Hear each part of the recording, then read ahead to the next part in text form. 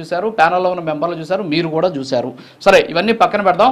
ఇప్పుడు చర్చ పక్కదారి పట్టకూడదనే ఉద్దేశంతో నేను మీకు బ్రేక్ వేశాను. ఒక్కసారి మన మస్తారావు గారితో మాట్లాడతాం. మస్తారావు గారు రియాక్ట్ అవ్వండి ప్లీజ్. ఒక్క నిమిషం సార్, రాజు గారు ఒక్క నిమిషం. ఒకే నిమిషం, అప్పుల గురించి మీరు మాట్లాడారు. వస్తా, లాస్ట్ లో వస్తా మీ దగ్గరికి. లాస్ట్ లో వస్తా. చెప్పండి చెప్పండి. ఓకే, అలాగే అంటే అప్పుల విషయం చెప్పారు కాబట్టి నేను చెప్తున్నా. అప్పు చేసి పప్పు కూడా అవసరం లేదు, ప్రజలకు అవసరం లేదు అన్నప్పుడు మరి ఇప్పుడు 9 నెలలు దాదాపు 1,40,000 కోట్లు అయింది. మరి ఏ సంక్షేమం ఇచ్చారని అన్ని లక్షల కోట్లు అప్పయింది సార్? దానికి వివరణ ఉండాలి కదా. ఏ సంక్షేమం చేశారు? ఖచ్చితంగా మీరు దిగిపోయి 5 ఏళ్ల నాటికి మీకు లెక్కలు చూపిస్తారండి. 5 ఏళ్ల నాటికి మీకు లెక్కలు వస్తాయి. సంపద సృష్టి అనేది ఈ రోజుకి రోజు జరిగిపోదు. మనం అప్పులు చేసి, ఒక్క నిమిషం సార్, అప్పులు చేసి ఖాళీ కుండాడు పెట్టేసి దిగిపోయిన తర్వాత అప్పు చేయకుండా ఖాళీ కుండలో మంత్రాలు వేసేటటువంటి పరిస్థితి లేదు.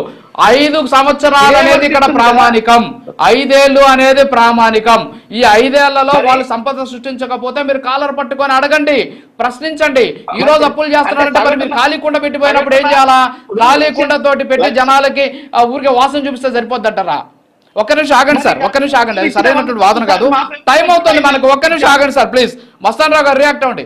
మస్తాన్ రావు గారు రియాక్ట్ అవ్వండి ప్లీజ్. వైఎస్ఆర్సీపీకి సంబంధించి పవన్ కళ్యాణ్ అనే వ్యక్తి పక్కలో బల్యంలా తయారయ్యారు. 2014లో ఆయన సపోర్ట్ చేసినప్పుడు అధికారం జగన్మోహన్ రెడ్డి గారికి అన్నంతరాక్ష అయిపోయింది. 2019లో ఎడం జరిగాడు, మళ్ళీ ఆయన అధికారంలోకి వచ్చారు. 2024లో మళ్ళీ ఆయన వైసీపీ ఓటు చీలకూడదన్నారు. అదే శపథం పూని మట్టి కత్తించిన పరిస్థితి. ఇప్పుడు జగన్మోహన్ రెడ్డి గారి పరిస్థితి ఎలా ఉందంటే, ఆ 2019 ఎవరికైనా అధికారం ఇచ్చి చూస్తే ఆయన అసలు స్వరూపం బయటపడుతుంది అనేది మామూలుగా నానుడు. అదేవిధంగా తల్లి విజయలక్ష్మి గారు కానీ, చెల్లి షర్మిల గారు కానీ, లేదంటే విజయసాయి రెడ్డి గారు కానీ, మోపిదేవి వెంకటరమణరావు గారు కానీ, వీళ్ళందరూ కూడా క్లోజ్ సర్కిల్లో ఉన్నారు. వీళ్ళందరూ కూడా అధికారం వచ్చిన తర్వాత ఆయనకి దూరం జరిగిన పరిస్థితి కూడా ఇక్కడ మనం గమనించవచ్చు. సో ఇంకోటి ఏంటంటే, కాపులకి సంబంధించి జగన్మోహన్ రెడ్డి ఎప్పుడైతే రిజర్వేషన్కి సంబంధించి ఆయన నిక్కచ్చిగా చెప్పారో అప్పుడంతా దూరమైన పరిస్థితి. ఇప్పుడు ఏంటంటే పవన్ కళ్యాణ్ కాపులు అనే యాంగిల్లో తీసుకొని ఆయన మళ్ళీ ఎప్పుడూ లేని విధంగా విశాఖపట్నంలో రెడ్డి వర్గానికి మాత్రమే ఇచ్చేవాళ్ళు. ఏది రీజనల్ కోఆర్డినేటర్ పదవి ఇప్పుడు కురసాల కన్నబాబు గారిని తీసుకొచ్చి ఇచ్చారు. అదేవిధంగా కాకినాడలో కూడా దాడిశెట్టి రాజా గారిని నియమించిన పరిస్థితి ఉంది. సో ఆ విధంగా చేస్తున్నారు. కానీ ఒకటి గమనించాల్సింది ఏంటంటే, ఆయన నా ఎస్సీ, నా బీసీ, నా ఎస్టీ, నా మైనారిటీ అంటే 2 ఎస్టీలు, 2 ఎస్సీలు, 1 బీసీ మాత్రమే ఆయన నమ్మిన పరిస్థితి ఉంది. అంటే ప్రజాస్వామ్యంలో అంతిమంగా గెలిపే ప్రాతిపదిక చూస్తాం మనం. అట్లా చూసినప్పుడు 1 మైనారిటీ కూడా నమ్మని పరిస్థితి ఉంది. ఇప్పుడు పిఠాపురంలో జనసేనకి సంబంధించిన ప్లేనరీ జరిగేటప్పుడు, లేదా ఆవిర్భావ సభ దాని దినోత్సవం జరిగేటప్పుడు ఏంటంటే, ఇప్పుడు ఈ 40% ఓటింగ్ షేర్లు వైసీపీ ఏ విధంగా నిలబెట్టుకోగలుగుతుంది అనేది. ఎందుకంటే ఆ పార్టీ కకావికలైన పరిస్థితి. ఒక పక్కన ప్రజల్లోకి జగన్మోహన్ రెడ్డి గారు సంక్రాంతి తర్వాత వెళ్తానని చెప్పేసి ఎందుకు వెనకడికి వేస్తా ఉన్నారు. ఇంకోవైపు జనవరి 3వ తారీఖు ఫీజు రియంబర్స్మెంట్, విద్యార్థులందరూ ఇబ్బంది పడుతున్నారు, విద్యార్థులకి ఫీజులు చెల్లించలేని పరిస్థితి, వాళ్ళు రోడ్లు పడుతున్నారని చెప్పి అది మార్చి 12కి వాయిదా వేసిన పరిస్థితి. అంటే కార్యక్రమాలు, నిరసన కార్యక్రమాలని నిర్వహించేందుకు కూడా ధైర్యం కావాల్సిన పరిస్థితి. ప్రజల్లోకి వెళ్తానికి కూడా ఆయన మేనమేషాలు లెక్కిస్తున్న పరిస్థితి. ఆయనే ప్రకటించారు, నేను నెలలో 8 రోజుల పాటు జిల్లాల్లో తిరుగుతానని చెప్పి, ఈరోజు మొన్న అడిగితే ఇప్పుడే తొందర ఏమొచ్చింది అనే పరిస్థితి. అంటే ప్రజల్లో ఆ విధమైన వీళ్ళు ఏదైతే సూపర్ 6 హామీల అమలు గురించి అడుగుతా ఉన్నారో, నిజానికి అదే నిరసన కనుక వ్యక్తమైతే కొన్ని లక్షల మంది తల్లులు ఉన్నారు అమ్మఒడికి అందని వాళ్ళు, కొన్ని లక్షల మంది రైతులు ఉన్నారు, వాళ్ళందరూ కూడా ఉవ్వెత్తున ఎగసి జగన్మోహన్ రెడ్డి వెంట నడవాల్సిన పరిస్థితి ఉంది. ఆ పరిస్థితి ఉందా? మీరు ఎందుకు ప్రజల్లోకి రాలేకపోతున్నారు? సో ముందు కేడర్ని కాపాడుకోవడమే ఆయనకి శక్తి మించిన పని. రేపు ఆవిర్భావ సభలో ఎవరైతే వైఎస్ఆర్సీపీలో కొద్దిగా నిజాయితీగా ఉండే వ్యక్తులందరూ కూడా ఇన్వైట్ చేసే పరిస్థితి ఉంటుంది, చేరే పరిస్థితి కూడా కనిపిస్తా ఉంది. సో వైసీపీ ప్రస్తుతం రానున్న కాలంలో పార్టీని నిలబెట్టుకోవడమే జగన్మోహన్ రెడ్డి గారి ముందున్న తక్షణ కర్తవ్యంగా కనిపిస్తుంది. ఎందుకంటే పవన్ కళ్యాణ్ గారు ఎటువంటి కేసులు లేవు, నిజాయితీగా రాజకీయాలు చేస్తా ఉన్నారు, లేదా వెనకాల అవినీతి అనే వాటిని మనకు లేకుండా చూస్తా ఉన్నారు, ప్రజల్లో ఆదరణ పొందుతా ఉన్నారు. ప్రభుత్వంలో కూడా ఏదైనా లోపాలు జరిగితే ఎత్తి చూపుతున్న నిజాయితీ కలిగిన వ్యక్తిగా ఆయన పేరు పొందుతున్న పరిస్థితి. కాబట్టి వైఎస్ఆర్సీపీకి సంబంధించిన అనేక మంది నేతలు ఆయన వైపు చూస్తున్న పరిస్థితి కూడా చూస్తాం. రేపొద్దున జనసేన ఆవిర్భావ సభలో ఆ విధంగా వైసీపీకి గండి కొట్టే పరిస్థితులు కూడా అక్కడ కనిపిస్తాయని నేను చెప్తున్నా. ఓకే. వివేక్ బాబు గారు, ఇప్పుడు ఒకటి పసుపులేటి సురేష్ గారు అడిగారు, తర్వాత మనకు కామెంట్స్ రూపంలో కూడా అడుగుతున్నారు. ఏంటంటే ఇచ్చినటువంటి హామీలకు పూచీకత్తు పవన్ కళ్యాణ్ గారు. సో ఈ హామీలకు సంబంధించినటువంటి అంశాల మీద ఆయన మాట్లాడటం లేదు. కేవలం ఆయన పని ఆయన చేసుకుంటూ వెళ్ళిపోతున్నారు. సో ఆయన చూసి కూడా మేము ఓట్లేసాం కదా అనేటటువంటి వాదన కూడా వ్యక్తమవుతుంది. ఎప్పటికీ మీరు ఈ హామీలు నెరవేర్చేటటువంటి అవకాశం ఉంటుంది? ఇప్పుడు దాదాపుగా ప్రతి సందర్భంలో సూపర్ 6 హామీలకు సంబంధించినది వైసీపీ ప్రతి సందర్భంలో కాన్సన్ట్రేట్ చేసి గోల చేస్తూ ఉంది. సో దాంట్లో మూడు పథకాలు ఆల్రెడీ రన్నింగ్ లోనే ఉన్నాయి. వాళ్ళు అనుకున్నట్టు లేకపోతే ప్రచారం చేస్తున్నట్టు ప్రతి సందర్భంలో మేము వివరణ ఇస్తూనే ఉన్నాం. ఇప్పుడు అమ్మఒడి గురించి ప్రతిసారి అమ్మఒడి ఏమైంది, విద్యా కానుక లేకపోతే రైతు భరోసా ఏవేవో మాట్లాడుతూ ఉంటారు. సింపుల్ గా ఒకసారి చూపిస్తాను, ఇది ఒకసారి చూడండి. డేట్ చూడండి చాలు. ఒకసారి స్క్రీన్ పెద్ద చేస్తే పీసీఆర్ ఒకసారి చూడండి. ఈ డేట్ చూడండి. అమ్మఒడి కార్యక్రమము జనవరి 9వ తారీఖున ప్రారంభించాడు 2020. ఆయన అధికారంలోకి వచ్చింది ఇప్పుడు మే 30, 2019. అమ్మఒడి కార్యక్రమము అమ్మఒడి కార్యక్రమం జనవరి 9, 2020 ప్రారంభించాడు. అంటే దాదాపు ఎన్ని నెలల గ్యాప్ ఉంది?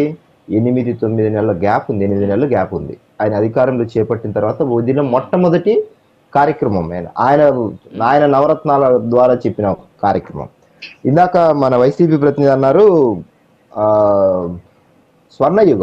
స్వర్ణయుగానికి సంబంధించిన దాంట్లో మొదటి స్వర్ణయుగం 8 నెలల తర్వాత మొదలైంది. అది కూడా బటన్ నొక్కిన తర్వాత 3 నెలలకు 6 నెలలకు డబ్బులు పడ్డాయి. గత హయాం చేసిన డబ్బులు ఫీజు రియంబర్స్మెంట్ సంబంధించిన జరిగిన నరకాల సపరేట్ గా పెట్టుకుందాం. ఒక రోజు సరిపోదు అది చర్చ, ఒక 2-3 రోజులు పెట్టుకోవచ్చు. బహిరంగంగా పెట్టుకుందాం. ఏదైనా ఊర్లో పబ్లిక్ విత్ ఎవరైతే చదువులు అయిపోయినారో పిల్లలు వాళ్ళనే తీసుకొని లైన్లోకి తీసుకొని వాళ్ళ ముందే డిబేట్ పెట్టుకుందాం. ఎందుకంటే ఇప్పుడు గవర్నమెంట్ వచ్చిన తర్వాత 3,000 కోట్ల రూపాయల బకాయిలు ఈ గవర్నమెంట్ గత గవర్నమెంట్ చేసిన డబ్బులకు సంబంధించి రిలీజ్ చేయాలనుకున్నది ఇంత కష్టకాలంలో కూడా. అలాగే స్వర్ణయుగం అన్నారు కదా, స్వర్ణయుగానికి సంబంధించిన ఇంకొక చిన్న ఎవిడెంట్ ఒకసారి చూద్దాం. ఇది ఏ స్వర్ణయుగం, ఏ కాలం నాటి స్వర్ణయుగంలో ఉన్నామంటే ఇదిగోండి, ఈ స్వర్ణయుగంలో ఉన్నాం. స్వర్ణయుగం నంబర్ 2 ఏంటిది? ఇది మన రిపోర్ట్ కాదు, ఇది హైకోర్టు గవర్నమెంట్ కు సంబంధించిన గత గవర్నమెంట్ కోర్టు ధిక్కరణ కేసుల యొక్క స్వర్ణయుగం. రాష్ట్ర హైకోర్టులో దాఖలైన కోర్టు ధిక్కరణ సంవత్సరాల వారీగా 2019 నుంచి మొదలు పెడితే 17,422 కోర్టు ధిక్కరణ కేసులు. దేశంలో ఏ కోర్టులో కూడా లేదు ఇన్ని కోర్టు ధిక్కరణ. అంటే మనకు సుపీరియర్ హైయెస్ట్ అథారిటీ కోర్టే ప్రజాస్వామ్యంలో. కోర్టు చెప్పిందంటే ఇంకా అల్టిమేట్ గా వినాలి. ఏ గవర్నమెంట్ అయినా ఏ వ్యక్తి అయినా మనం రాసుకున్న రాజ్యాంగం ప్రకారం దానికి ఉన్న విలువ అది. కోర్టు చెప్పినా కూడా చెయ్యకపోతే తిరిగి కోర్టు ధిక్కరణ కేసు వేస్తే అలాంటి కేసు ఎన్ని ఉన్నాయంటే 17,422 కేవలం 5 ఏళ్లలో. ఒక సంవత్సరంలో హైయెస్ట్ నమోదైనది 5,800. ఇంకా దీని మించి ఎక్కువ కూడా ఉంది అంకె. ఇది ఏది చెప్పింది, నేను చెప్పింది కాదు. నేషనల్ జ్యుడిషియల్ డేటా గ్రిడ్ అనే ఒక ఎన్జిఓ చేసిన అక్టోబర్ 20, 2023 వరకు హైకోర్టులో పెండింగ్ ఉన్న కోర్టు ధిక్కరణ గురించి చేసిన అంకె చెప్పాను మీకు నేను. స్వర్ణయుగం అన్నారు చూడండి ఆయన, దానికి సంబంధించిన ఉదాహరణలు సాక్షాత్తు జడ్జిలకు సంబంధించిన వాళ్ళను కులాంకు లాగి ఉత్తరాలు రాసిన స్వర్ణయుగానికి సంబంధించిన వివరాలకు సంబంధించిన చిన్న 2-3 ఉదాహరణలు. ఇంకా ఆ స్వర్ణయుగానికి సంబంధించి మాట్లాడుకుంటే మళ్ళీ ఇంకా గత 5 ఏళ్ళు తవ్వుకుంటా పోతే నేను దాని జోలికి వెళ్ళట్లేదు. ఎందుకంటే ప్రజలు మేము వాళ్ళని విమర్శించడానికో తిట్టడానికో మేము అధికారంలోకి రాలేదు. మేమేం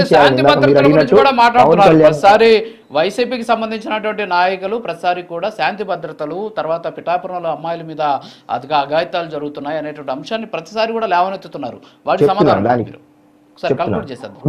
ఇప్పుడు మేము జరిగిన ఘటనల పట్ల రెస్పాండ్ కాకపోయినా లేకపోతే ఒకలాంటి లోకువ అంటే ప్రజల బాధితుల దగ్గరికి వెళ్ళి 1-2 రేపులకి ఇలాగ అయిపోతారా, లేకపోతే తల్లిదండ్రులు అమ్మాయిలను జాగ్రత్తగా చూసుకోవాలి, లేకపోతే వాళ్ళు తాగి ఉన్నారు తెలియక చేశారు, ఈ టైప్ ఏ వ్యక్తి మాట్లాడలే. నేరాలు ఘోరాలు తప్పులు జరుగుతాయి ప్రతి ప్రభుత్వంలో. మేమేమి ఆనాడు కూడా మేము దీన్ని రాత్రికి రాత్రి చేసేయండి చంపేయమని అనలేదు.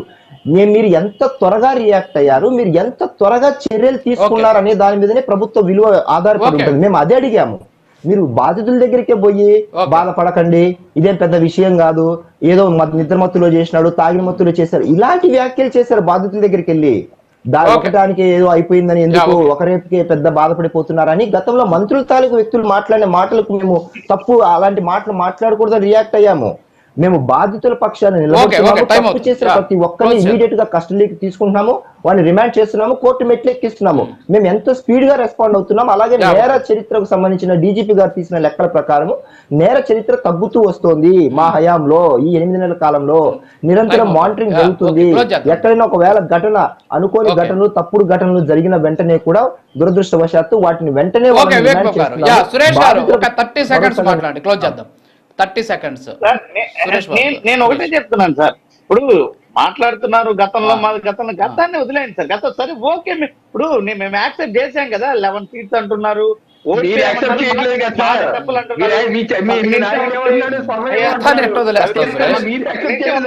ఇప్పుడు నన్ను